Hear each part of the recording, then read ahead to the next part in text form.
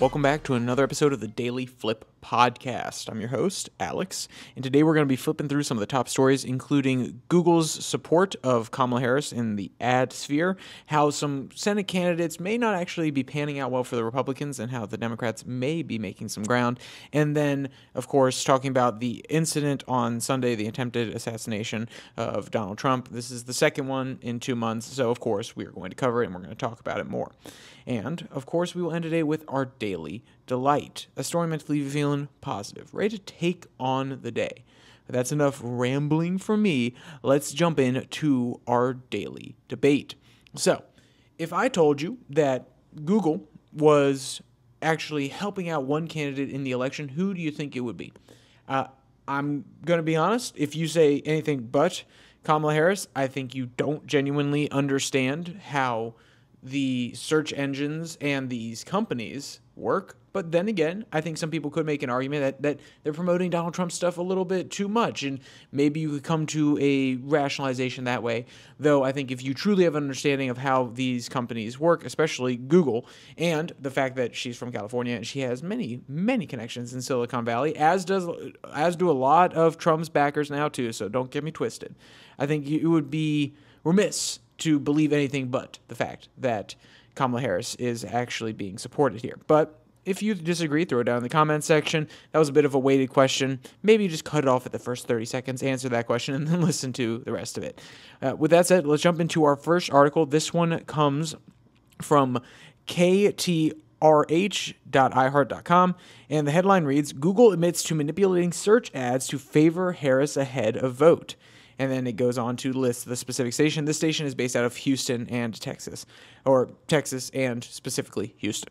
So when we first learned about different manipulations for one candidate or another, like I said, I don't think we were necessarily surprised. And you may be thinking, Alex, what do you mean by manipulations? Whether it be the Facebook taking down the Hunter Biden, or Twitter taking down the Hunter Biden laptop story, whether it be certain terms that are used on the more right side of the aisle being suppressed, or even the OK symbol being something that was labeled as a hate sign because Donald Trump would do it at his rallies. And then there was a few instances of maybe one or two people that were flagged for it specifically. I remember when it came out, and obviously one or two out of a population of north of 320 million or so.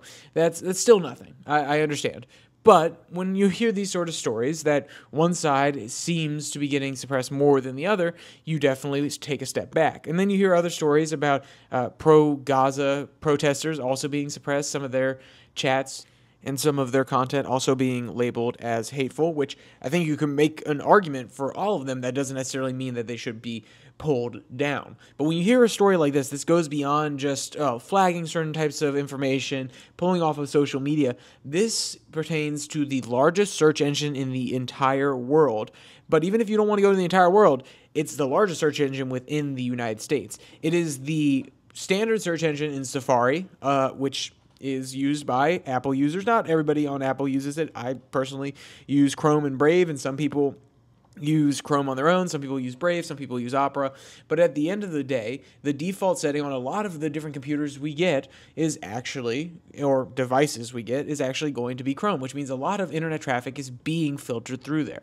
So when you hear stories like this, that ads are more likely to be placed in these different searches that are pro-Kamala Harris, you have to take a step back and, one, ask the question, why? Two, ask the question, is that okay? The why question makes some sense if you believe that people inside Google lean more Democratic. I mean, you can look at the data of where the money that was donated from Google employees went. Then again, it's also possible that the people on the right within Google didn't necessarily donate money, so that could be statistics that aren't 100% reporting every single political leaning of people within Google, but you can definitely tell that the most politically active people within Google are definitely putting money into the left side of the aisle. So that explains the why does this happen. And the second question, is this a good thing? I think there is no good argument here. And when I say think, I am 90%, 99% certain there is no good argument here why one candidate should get preferential placement on their ads versus somebody else. I'll tell you now, when Kamala Harris did her large ad buy, and let's be clear, I'm not saying that her ad buy was illegitimate. I'll tell you now, every single video, when she first got into the election, almost every single video that I would watch on YouTube had a Kamala Harris ad at one point. Or it was an Obama that came on and said the fundraising deadline is going to end here soon, please apply. Now, Trump obviously has started to buy ad spaces as well. I have definitely seen advertisements for him. The number of Kamala to Trump ads still is heavily outweighed in the Kamala section. That could be explained by funding alone, and I do believe she still has spent more on the YouTube side of things. But when it comes to searches, that's different than just YouTube ads for people that are going through videos. This is just quote-unquote organic placement in front of anybody who's searching practically anything. So let's go into some of the actual quotes from the article so we can discuss what's going on here. Quote, a little bit more. Quote, in an undercover video, OMG, or O'Keefe Media Group, caught up with a Google growth strategist who said and admitted that Google has been manipulating its search engine to favor Harris ahead of the election. Dakota Lazier, the Google Ads salesman, said, quote, you go to Google, they're reorienting the search engine such that Kamala's more, favored, end quote. So, what happens when you search Trump? Maybe you get some Kamala ads. What happens when you search Kamala? You probably get some Kamala ads. What happens when you search very specific policy proposals? Now, do I know this is exactly how it's working? I know there's anecdotal evidence that even when people are searching for Trump, they're getting Kamala ads, and they're trying to persuade that sort of audience that may be learning a little bit more. So I know that's anecdotal. That is not statistical evidence, of course, and we would have to have a blank browser and go in without any previous search history, because that's obviously going to affect things. But you would have to go in and get that sort of statistical information. But on an anecdotal level, we have seen examples of this before. And the question then becomes from here, when they say they're trying to make her favored, when they say that they're trying to help out Kamala or make her quote unquote, favored, does that mean that they are only putting up positive coverage of her on the searches? Or is it really just the fact that they're covering the entire page with more Kamala ads? Those are actually both very good questions, because if one is downright sleazy, another one is absolutely manipulative and has to be stopped immediately. One of them is, okay, we're just going to make sure that all of the ads that are populated here are Kamala, versus the other one saying we're actually going to actively filter bad coverage and news about Kamala out of the first page. And honestly, if they did this to both candidates and they said, okay, we're going to get rid of the bad news for Kamala, we're going to get rid of the bad news for Trump, while I'm sure there are plenty of people who are Trump supporters who would say, yeah, that's a good thing. We need to get rid of all the bad news, make sure that everybody has the best information in order to make an educated guess. I would say no, you have to make sure that the bad information is in there 100%. I don't care if it's for Kamala, if it's for RFK, if Obama jumped back in there, it would have to be for Obama, it would have to be for Biden, it would have to be for Kamala. You have to allow the most popular, because it's the whole point of an algorithm that puts forward the most viewed / popular sites. You need to put forward the bad information as well, because at the end of the day, if Trump says something super crazy outlandish that's going to turn off the Midwestern voter, and then the Midwestern voter comes in and votes Trump and then learns about it afterwards because they hadn't seen it because it was being suppressed, you are actively taking away information that is crucial to the operation of our democracy. The reason, so I think there's a great example here where we can pull back. If you have been in business, you understand, or not even just been in business, but even taken a basic economics class. What is one of the main things that economists point to that creates a market failure? It is imperfect information, whether that is people having the inside track on different companies going live or the different deals that they're going to do so people can actually use the stock market in order to inside trade and make their own money, but also what is something that companies can take advantage of in order to continue selling their bad products. It's not providing bad information to the customer. They're being lied to. They do not have perfect information. No one has perfect information, and that can create a market failure. Just like we like to say that our democracy and our republic actually is a semi-emblematic of the market structure that we have in this country, and how we're supposed to have basically this open market where people can come out and make their case and plead with the American people and say they're going to represent them and make it into the position of, quote unquote, the CEO of the United States. If there is imperfect information, you run into the exact same thing. You run into a market failure. So the job of Google, if anything, should be to put all the information out there, good, bad, and ugly.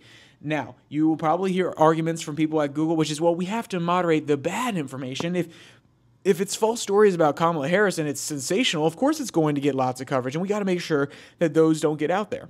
And that is fair enough. I understand the perspective, but I have principles that would say that is idiotic because, like I said before, bad information has to get out there, but also the bad information has to be able to get out and be disproven within the marketplace in order for that to actually matter. Because if it is simply disproven or said to be false and then suppressed, you are going to push people who may have some inkling that it's false to believe that it is even more true and that there is an operation of elitist control trying to prevent you from hearing the true information, which will only make them more zealous and more passionate about the problem.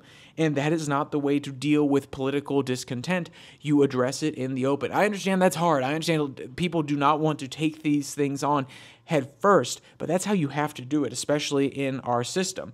And I say that's how it should be done. That is an ideal world, and that is the best way to do it in order so that people trust you. But if they can get away with slyly manipulating things like this article is accusing, then maybe they're like, oh, we don't have to deal with the repercussions of people finding out, or we don't have to deal with the repercussions of it necessarily being a bad idea to take down this information. We're just going to do it on the slide. They're never going to see it in the first place, so then it means that they can't believe that it's a giant conspiracy to suppress it because they're not going to see it at all. And I think that's my little bit of conspiratorial side coming out a little bit more, but I think that when you look at our generation and you ask them, do you trust the government? Do you trust the media? Do you trust XYZ, XYZ, XYZ? We grew up in a time when we were literally told, hey, go Google something. Make sure you look up the information. You have all the wealth at your fingertips. And then within 5 years of that, we were told, oh, by the way, don't trust everything that you see on the internet. We grew up in a time when all the information was there, and everybody, for the most part, seemed to be, and I say for the most part, there were obviously thousands upon thousands of people taking advantage. But a lot of the people building up the internet were actually doing it in good faith. There were places like Wikipedia. There were different articles that were going out there. Everybody's trying to disseminate information in order to reach that point where we have perfect information within the marketplace because you're empowering people. Information, knowledge is power. And I hate using just that tried and true trope, but it is accurate. You can bring down an entire company if you understand that their complete business model is a sham, that the products that they say are healthy for you actually have these certain chemicals. And you may have been able to suppress that in the past because it doesn't make it out because of NDAs and things like that. It doesn't come out in the lawsuit because you settle. But the internet provides a easy mechanism to disseminate that information in order to empower the customer.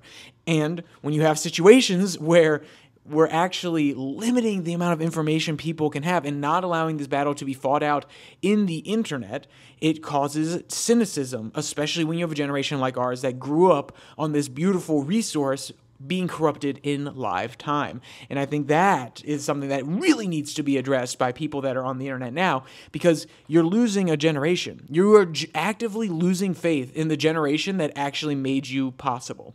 Because this generation, like I said, we are, I don't want to say we're obsessed, but we are hyperactive users of the internet to gather information, to collect information, to find sources, to actually go out and make sure that we know how to operate within this world and can operate with the correct amount of knowledge. And yet, when we read something that we don't like, we look for another source because we are actively aware that information can be false on there, and we look for our own claims and then the evidence for it on this internet. And that is allowed and abated by a system that says it's trying to work in our best interest and provide knowledge, and yet we are also fully aware that false information can be put out there and sometimes is intentionally done. And when that happens, when falsified information gets out there, when falsified processes, when things are manipulated in order to help one person or another, that just continues that narrative. Because if there's not genuine sentiment behind these ads for Kamala Harris, there's not actual support there,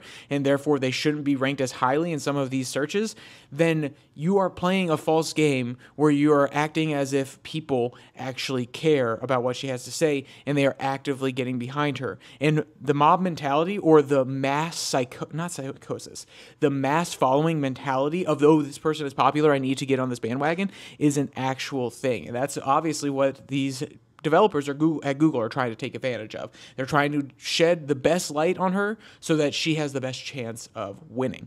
Then again, once again, this is my deeply cynical side. I've never been the biggest truster of Google in general. Then again, I still use their products because they are very good at what they do.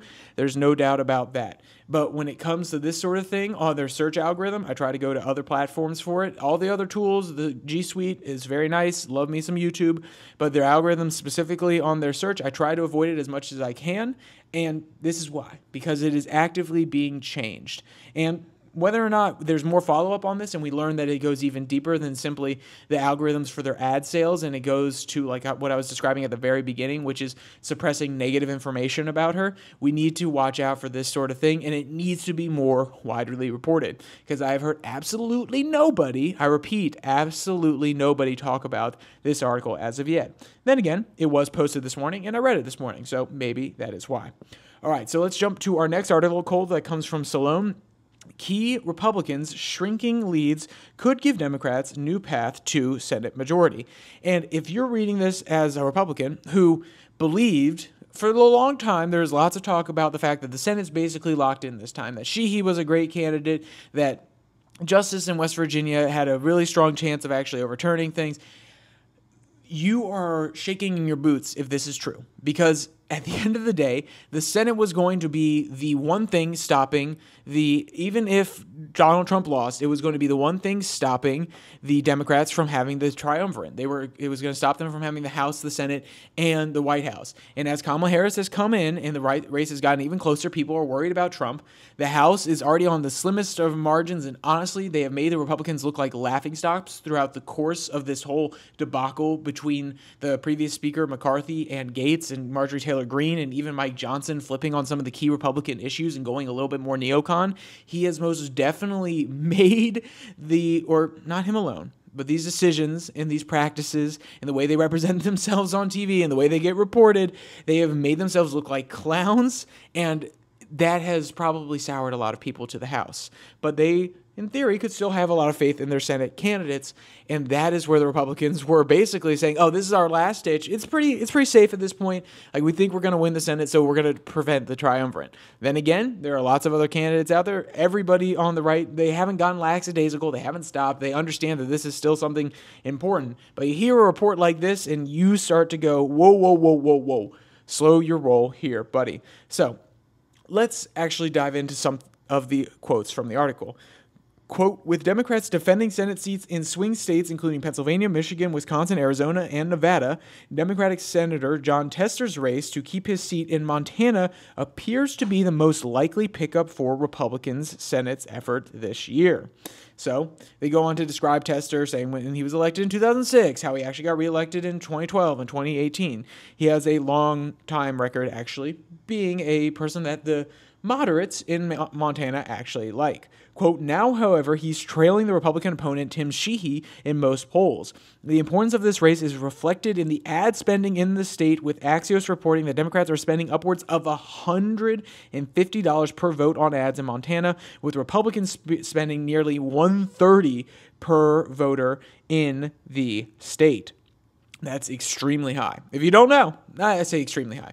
That's pretty darn high, which means they both understand how important this race is going to be to their electoral prospects. And when you hear this next part, because the Montana race hasn't necessarily been locked up for Sheehy, but Republicans have been saying we have a good candidate there, it's probably more than likely going to go well for him. When you hear this next one, where it was never really talked about besides the fact that it was happening and that they were saying, oh, well, it's probably not going to go the way of the Democrat, you might be a little bit surprised. Quote, in Texas, Democratic Rep. Colin Allred trails Republican Senator Ted Cruz by just 4 points, 43 to 47, according to a recent state Texas Public Opinion Research Survey. Other recent surveys have found similar results, with a Morning Consult poll finding Cruz ahead by 5 points, and an Emerson College and the Hill survey finding Cruz leading by 4 points. So that is no bueno. At the end of the day, Ted Cruz, he is known. Then again, a lot of people, and I've talked to some Democrats who are like, yeah, he's just a ripe word I'm not going to say on this podcast. He is a ripe blank, that we do not like him. He is terrible. We want to get him out. Even though they don't live in Texas, they're still saying they want to make sure that he is gone. So while he is a known name, that does come with some drawbacks, because if he's known and a clip gets out there that people don't necessarily like, that can hurt him. But also he has the name recognition. So being this close means that it's probably not a good thing, especially as we go into November, as polls in general, on the presidential level, they definitely tend to shrink and everybody kind of consolidates back to the middle. In Senate races, I don't know the polling history as well. Then again, I know the trends overall in polls are, as we get closer to the election, normally the leads shrink, but that doesn't always happen. But when you hear this, you're thinking, I don't know. That doesn't sound good for our boys in Texas, especially our Republican boys. What about the next one? Quote, Florida is the other state where Democratic challenger Rep. Debbie Marshall-Powell is hoping to unseat a Republican incumbent, Senator Rick Scott. In the race, Emerson College and the Hill polling found Powell trailing Scott by just 1 point earlier this month. And remember, the reason that both of these examples are important is Florida, which has slowly turned a little bit more red. Then again, there's always a likelihood to be a swing back. But remember, the Democratic Party basically has been in rebuild mode ever since 2022. They got eviscerated on the state level. The red wave, if it happened anywhere, it literally came in and flooded Florida real quick. You don't need a hurricane to take over that state, apparently. You literally just need the Democratic Party to completely collapse underneath your feet, and you get your electoral wave. And Texas, which has been a little bit back and forth, you've had more people coming in from Democratic states, turning certain cities like Austin specifically a lot more blue, but for the most part, it is still seen as a pretty red state. So when you hear both of these candidates going through a little bit of harder time, the polling's not necessarily looking the best for them, you have to always reconsider your priors. You have to take a step back and say, okay, what is going on here? Is this a concerted trend that is going to ripple across the nation? That overall, with Kamala Harris doing better, people on the Democratic side of the aisle are more willing to get out there and vote. They have a little bit more optimism. They're actually going to go out and vote for her, and then that means that they're going to vote down ballot for more Democrats. Does it mean that it's specific to these states alone? I know for a fact there are multiple survey outlets going around and seeing if these trends will translate to the national scale. And they do lean Republican because this is something that they are genuinely worried about, and they should be. Because, as I mentioned before, if your belief is that the Democratic Party will win the Senate, the House, and the presidency, and that will be terrible for this nation, you are definitely clinging to the hope that you can at least win one, and the House seems the furthest from likely. The Republican candidate versus the Democratic candidate on the presidential side, I'm going to be honest, right now it's basically just drawn because you have Kamala Harris, who is blank candidate, apply whatever I want, and you have Trump candidate who is fully defined, his support's locked in. I think right now you're drawing a pretty even straight on that one. The Senate, like I said, is the only one where there is a true chance right now, obviously everything can change, where there's a true chance to draw divides and really make sure that they are locked in before we get to the voting, until people get to the polls in November. So Republicans are grabbing the edge of the table right now, and they're like, whoa, nope, okay, battle mode, let's get in there. I mean, you even see people like Ben Shapiro going out, and he loves to talk about it, how he's active in this election. He's going out and campaigning with senators. So people on the right obviously are, I don't want to say worried, they're thinking about it more, and it is at the front of their mind as we're coming into November. All right, so let's go to the actual presidential nominee for the Republican side. Let's talk about Mr. Donald J. Trump. This article comes from the Daily Beast. AK-47 gunman with scope got in range of Trump as he golfed. So the reason I didn't actually do a breaking story for this on Wednesday is because things were still coming out. We didn't have as many details. There wasn't live video of everything like there was in Butler. But also, because I wanted the story to develop a little bit more, and I had already recorded something to come out on Monday. So this is the little bit of work that you're going to get on it. I'm not trying to memory hole anything. This is not okay. Political violence is unacceptable. I will say all the normal things that people say. I will say all the platitudes. This should not be something that's happening in our election. But I want to take a step back and talk about how much is being covered. So I don't necessarily watch mainstream news as much as some people in my life do. I'll tell you now, there are certain people around me who watch it quite a bit. There is one person in particular that I reside with, and they watch it a ton, and they bring up certain points, and I say, I really wish I could provide you with an alternative, but I don't think you're going to take the time to learn the systems in order to go out there and listen to a different perspective rather than the mainstream. But the mainstream seems to have not necessarily memory hold it, but they have moved on very quickly from just the incident itself to the history of the shooter. And even then, they're not necessarily talking about it as much as new media is. So why? Why do we not talk about this? Probably because Donald Trump is okay, so the story isn't as tantalizing as the person himself. And some of the leanings, the most passionate leaning of this person, Ukraine, it falls in line with basically the mainstream media, the mainstream party politicians within Washington. So yeah, you probably don't want to promote somebody that is one of the most zealous advocates of one of the policy positions that you hold, even if you don't hold to the degree that they do, aka setting up an entire website, which may have actually been a front. We don't necessarily know yet, whether it be going on multiple journalist outlets in order to profess the message, whether it be asking if we can get people to go to Ukraine, apparently working out of Ukraine and Kiev at certain points. So yeah, there's a reason they don't want to cover it, and it may be because it's an example of one person buying a specific narrative so much that they have gone so far down the rabbit hole that they can't even take the blinders off anymore. It's not actually, I take that back. They've gone so far down the rabbit hole that their blinders got knocked off 30 minutes ago, and yet they can only see down the narrow path because that's how tight it is and that's how dark it has become. So of course, they don't want to necessarily go into it. But let's go into some of the extra details. I'm sure you've heard it by now, but they were saying that he was roughly within 500 yards. The gun had a scope on it, meaning that he very well could have still hit Trump. The Secret Service agent was about a hole in front of him, actually noticed him. He ran away. A bystander was able to witness him jump into a car. The local police actually arrested him later on as he was going into a different county, and then they flew the witness up in order to identify him. That's basically all the details that this article actually went into, though there is a little bit more. Quote, Bradshaw estimated that Trump had gone within 300 to 500 feet of the would-be assassin with a rifle and a scope. That's like nothing but a long distance. An investigation led by the FBI remains ongoing. In a brief statement issued several hours earlier, the Trump campaign communications director, Stephen Chung, said that Trump is safe following gunshots in his vicinity. He did not offer any further details. And we need to, and I've said we need to a lot, but when I say we need to, I'm not just talking about me.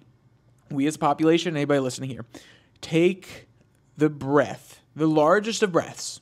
If you're a Democrat who doesn't necessarily like Trump, but you hate seeing political violence and this worries you, take a breath. If you're a Republican who loves Donald Trump and doesn't want to see him hurt, take a breath. Because incidents like this, if not handled correctly, by handled correctly, I don't mean by like the media, I don't mean by the people talking about it, even though they do play a role, but by the people hearing the information, everybody take a breath, okay? This is not the end of the world. If this election does not go your way, the American Republic does not end this year, okay? Whether it's Trump, whether it's Kamala. If the Democrats get the triumvirate, it's not the end of America. If Trump gets back into office, it is not the end of America. Anyone that sells you that crud is lying to you. They are trying to take advantage of the molecules that are produced in your brain when you are afraid, when you have a fear response.